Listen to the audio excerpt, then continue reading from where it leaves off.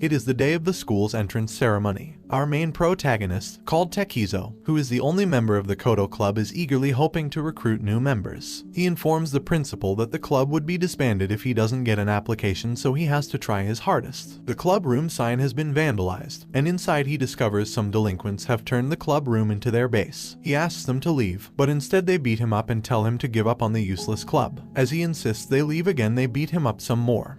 But a young guy called Sksk comes to his aid, and since he is already known as a notorious fighter, he scares them off. Sksk informs Sksk he is the president of the Kodo Club, and he freaks out in disbelief. Sksk then hands him his application to join the club. Once inside, Sksk notices the room is in shambles. However, Sksk then kicks him out of the room thinking he is another delinquent. Later, Sksk finds that the club sign has been replaced by Sksk. At home, he recalls the first time he saw the Kodo Club perform. They were so bad that he felt pity for them, so he later ended up joining the club. The next day, he approaches Sksk for the club sign, but he refuses to give it back. When he heads into the club room, he finds Sksk cleaning the whole place. He is handed back the garbage to dispose of, so he heads on out with it. He encounters the delinquents again, but before they can lay a finger on him, Sksk steps in. He tries to fight on his behalf, but Sksk won't have it, telling him violence isn't the answer, and so they get into an argument. Later in the club room, Sksk feels bad for what he said, so he goes to find Sksk, who isn't in his classroom. Chika's friend named Tetsuki then explains to Sksk how Sksk developed an interest in Kodo after moving in with his grandfather. He explains how Chika's grandfather changed his violent way of life. However, his former delinquent gang went to destroy his grandfather's shop.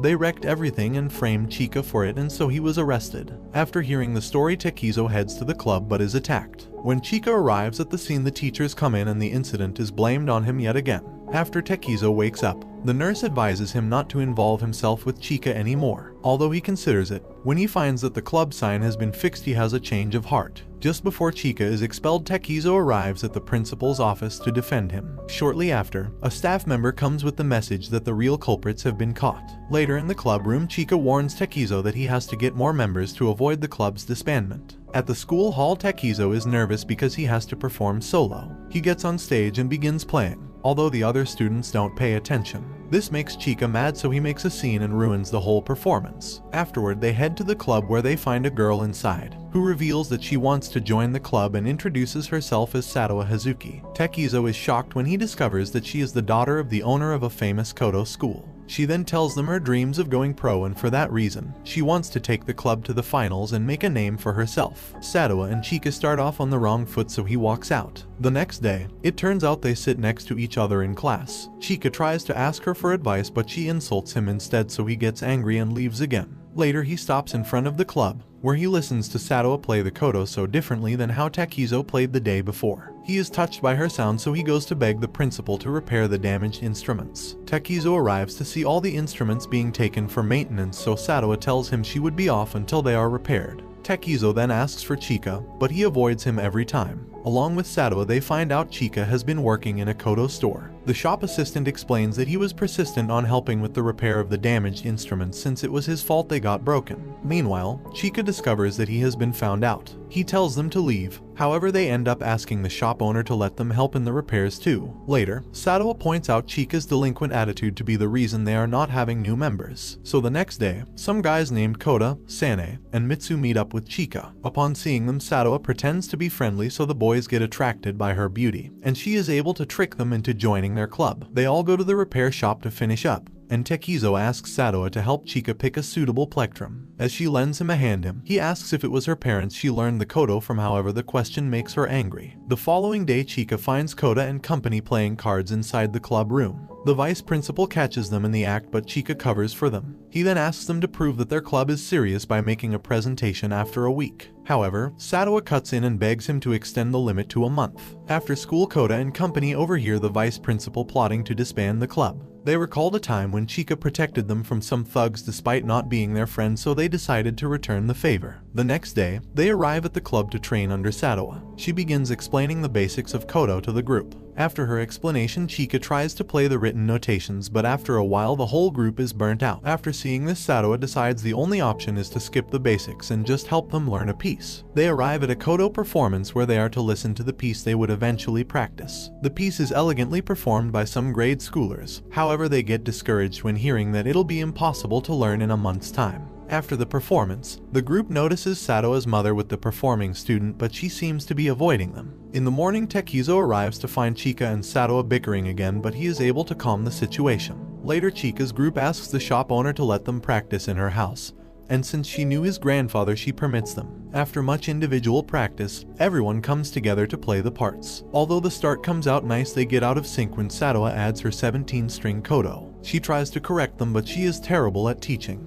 So Tekizo gets an idea and invites everyone to dinner. Satoa tries to pass, but Chika doesn't let her. In the restaurant, she is asked to prepare the meal, and even though she doesn't have the skills to do it, she doesn't say anything, so Chika takes it from her. They tell her it's okay if she can't do everything alone and that she should ask for help from others. The next day, they are able to get in sync more thanks to last night's bonding, and so they succeed in playing together for the first time. After school curfew, they begin practice at the granny's shop, where Satoa explains they have to keep playing over and over until they are able to reach the hearts of the people. After some time, Satoa hears a gentle melody and rushes away to confirm who's playing it, and they are shocked to see that Chika has improved so much. Kota comes early to practice, so when Satoa asks why they suddenly became so serious, she is shocked when he explains Chika's story and how his determination motivates them all. After hearing this, Satoa is filled with guilt because of the way she has been treating Chika. While crying, she bumps into Chika outside. At first, she lies about her tears, saying that she just has hay fever,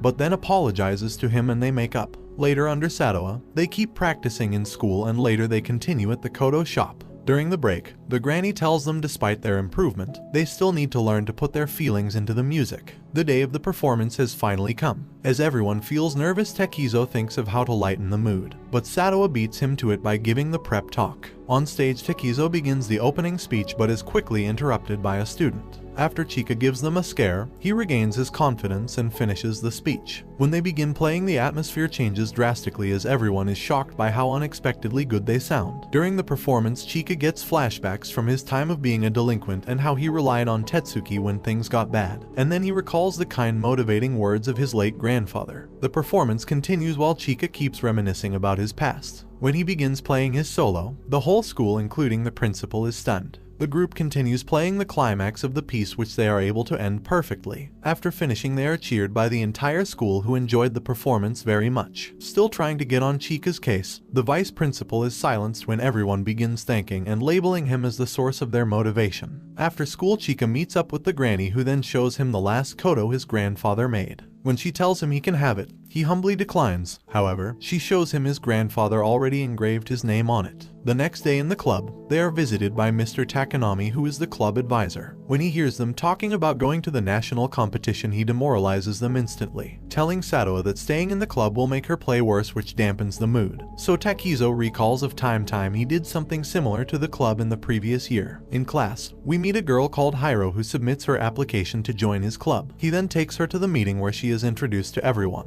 Tekizo reveals their next plan is to participate in a regional competition coming in August. They wonder if Hiro will be able to keep up, so she reveals she has an idea about koto already. The following, Chika brings his new koto to school. Satoa notes that the type of koto is too expensive and costs more than 1,000,000 yen. She tells him she would bring another one for him to practice, so he should take his home for safekeeping. During practice, Satoa begins feeling out of place due to Hiro's petty meddling, and due to that she phones in absent from school. In class, the teacher hands Chika a handout to deliver to her. During the club, the boys think that they caused Satoa so much stress she must have broke down. Hiro then cuts in with more lies, telling Chika that Satoa told her it's tiring playing the koto with someone with a character like his. Unfortunately, Chika doesn't believe her lies. At that moment, Tekizo gets a glimpse of her dark side, but she quickly covers it up with a smile. After school, Chika tries to locate her house but is surprised where he ends up, and when he rings the alarm, he finds Satoa looking very sick. Upon seeing her, he freaks out, however she collapses shortly after, so Chika lays her in the bed. He then goes looking for a towel, which he places on